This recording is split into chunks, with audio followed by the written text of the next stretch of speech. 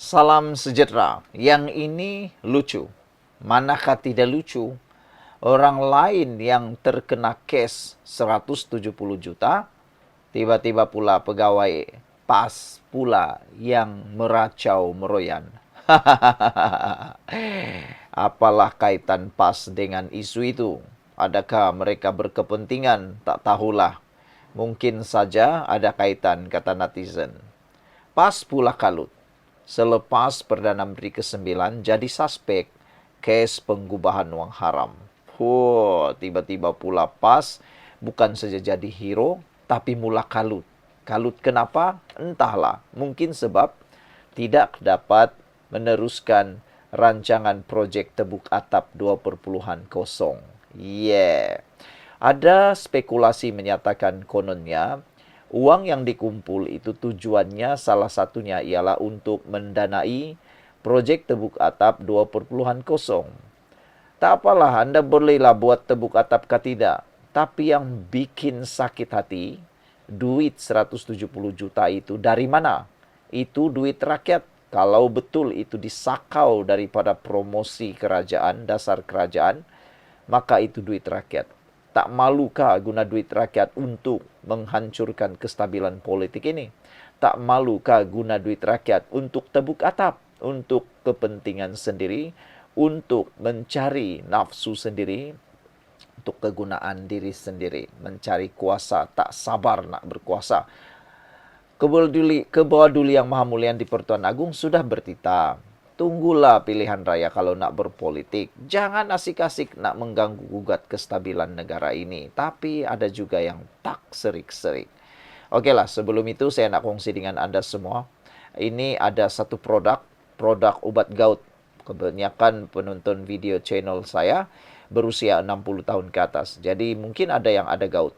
Bagi yang ada gout, beli produk ini. Produk ini terbukti bagus, boleh menyembuhkan gout, boleh membantu meleguhkan gout. Halal, harganya murah sekarang, ditawarkan oleh Shopee kepada kami, murah untuk Anda semua. Jadi beli cepat sebelum ianya tamat promosi. Oke? Terima kasih kena membeli. Beli, jangan tak beli. Semua orang sudah beri testimoni. Saya dapat testimoni daripada kalangan penonton channel ini sudah membeli ubat gout ini. Terbukti membantu melegakan dan menyembuhkan gout. Oke. PAS pula kalut selepas Perdana Menteri ke-9 jadi suspek kes pengubahan wang haram. Reaksi penolong Setiausaha Agung PAS, Muhammad Syahir C. Sulaiman berhubung ketegasan Suruhanjaya Pencegahan Rasuah Malaysia SPRM terhadap bekas Perdana Menteri mengundang kecaman orang ramai. Syahir yang juga ahli Parlimen Bacok menerusi ciapan di platform X tergamak mengaitkan SPRM dengan perkakas melawan musuh politik. Setuju ketegasan SPRM, siasat kes profil tinggi Perdana Menteri 64789 mengundang dua tafsiran, katanya. SPRM tegas lawan rasuah atau jadi pekakas lawan musuh politik. Ini yang jadi kecaman ramai netizen. Dalam kes Perdana Menteri ke-9, Datuk Seri Ismail Sabri Yaakob, wujud lebih dua tafsiran, kata Syahir. Moga SPRM teguh berani, kata Wakil Rakyat PAS itu yang bersetuju dengan naratif dalam laporan Sinar Harian. Rata-rata netizen mengecam sikap pemimpin Blok Perikatan Nasional itu, termasuk mempersoal sama ada biarkan saja jutaan wang disakau selain tidak perlu takut jika berada di pihak yang benar. Apa sebenar prinsip hidup kamu, Syahir? Soal netizen. Ada hak rakyat miskin dan susah dari duit berjuta itu. Ingat, di akhirat tidak dilepaskan walau 1 sen pun. Kamu dipertanggungjawabkan kepada Allah, kata Ed Hasnia Ibrahim 1. Dalam masa sama, reaksi Syahir turut mengundang persoalan memandangkan Ismail Sabri yang juga ahli Parlimen Beras bukannya pemimpin daripada Perikatan Nasional PN. Apakah jedahnya? Ismail ini orang BN, bukan orang PN pun. Sama saja, kalau salah bicara sajalah. Apa masalahnya? Ini SPRM buat kerja pun kau nak tunggang juga ke, kata seorang netizen. Kalau ada bukti geng Bang Non sakau, Report dekat SPRM. Jangan melalak memfitnah saja, kecam @Sahril Samad. Lebih pedas apabila ada berpendapat reaksi Sahir selepas SPRM merampas wang tunai kira-kira 170 juta ringgit serta 16 kilogram jongkong emas tulin yang dianggarkan mencecah hampir 7 juta ringgit itu sekaligus mendedahkan sikap dalam dua muka pas. Sekaligus mendedahkan betapa hipokritnya manusia macam Anda yang diberi mata, gagal melihat dan diberi hati, gagal merasa, katanya. Mentafsir ikut selera parti dan kehendak berhala politik yang disembah sehinggakan salah laku yang jelas dan nyata perlu ditafsir semula ikut cita rasa templak Abdul Aziz Abdullah pula. Apa pula pendapat Anda terhadap perkara ini, reaksi ini? Sekian dulu untuk kali ini. Jangan lupa tinggalkan komen Anda, tekan butang subscribe. Bye-bye. Salam sejahtera, terima kasih karena bersama dengan saya di Nazilin Unity Channel. Ini satu lagi pendedahan terkini berkait dengan penemuan 170 juta ringgit dan juga jongkong emas dan juga barangan kemas yang melibatkan atau terkait dengan Ismail Sabri Yaakob.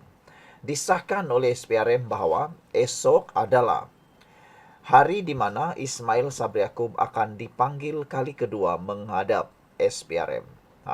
Jadi ada netizen kata, ini penentuan nasib Ismail Sabri Yaakob. Dan adakah Ismail Sabri Yaakob akan menerima nasib yang malang, yaitu direman oleh SPRM?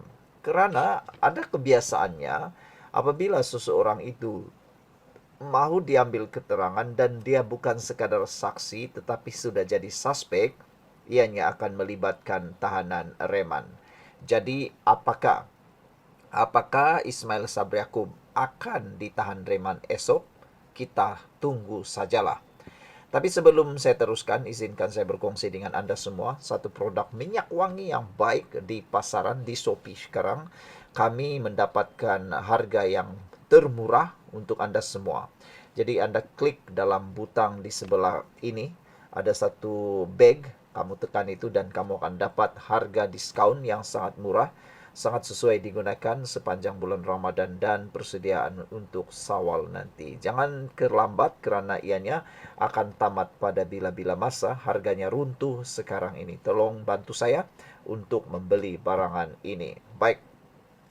Ismail Sabri disahkan akan hadir esok ke SPRM. Itu pengesahan Azam Baki. Bekas Perdana Menteri Datuk Seri Ismail Sabri Yaakob akan hadir ke Ibu Pejabat SPRM Putrajaya pada hari esok, iaitu pada hari Rabu. Beliau akan hadir untuk direkod keterangan kali kedua berhubung kes rasuah dan pengubahan wang haram, berhubung isu keluarga Malaysia membabitkan dana pengiklanan dan promosi agenda kerajaan bernilai 700 juta ringgit. Ketua Suruhanjaya Pencegahan Rasuah Malaysia SPRM Tan Sri Azam Baki berkata, ahli Parlimen Berak itu dijangka hadir pada jam 10.30 pagi. SPRM akan merakam keterangan beliau esok bagi meneruskan siasatan, katanya ketika dihubungi Sinar Harian pada Selasa. Pada Isnin, menerusi sidang akhbar, Azam dilaporkan berkata, bekas pemimpin itu merupakan suspek bagi siasatan kes berkenan dan bukan lagi sebagai saksi. SPRM telah merakam keterangan 31 saksi dalam kes terbabit selepas menerima aduan pada awal tahun lepas. Pada 10 Februari lepas, Ismail Sabri telah menghantar kepada maklumat pengisytiharan harta sebelum keterangannya direkodkan pada 19 Februari lepas.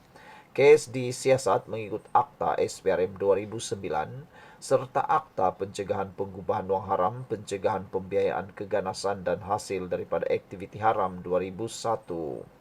SPRM dilapor telah menyita wang tunai kira-kira 170 juta ringgit dalam pelbagai mata wang antarabangsa, antaranya baht, rial, pound sterling, won, euro, Swiss franc dan yuan, serta 16 kilogram jongkong emas yang dianggarkan bernilai kira-kira 7 juta ringgit.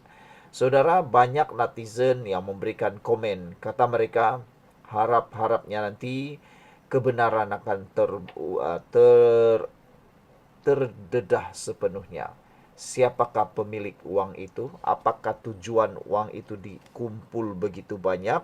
Dan bagaimana hanya dalam 16 bulan saja menjadi pegawai Ismail Sabri Yaakob, pegawai itu mempunyai uang lebih 100 juta ringgit, 170 juta ringgit di dalam rumah. Itu yang menjadi persoalan. Macam mana dia boleh dapat uang segitu banyak dengan cepat? Kalau itu diambil daripada promosi, agenda promosi, dana pengiklanan dan promosi agenda kerajaan bernilai 700 juta ringgit, bermaksud bayangkan berapa nilai keuangan yang hilang.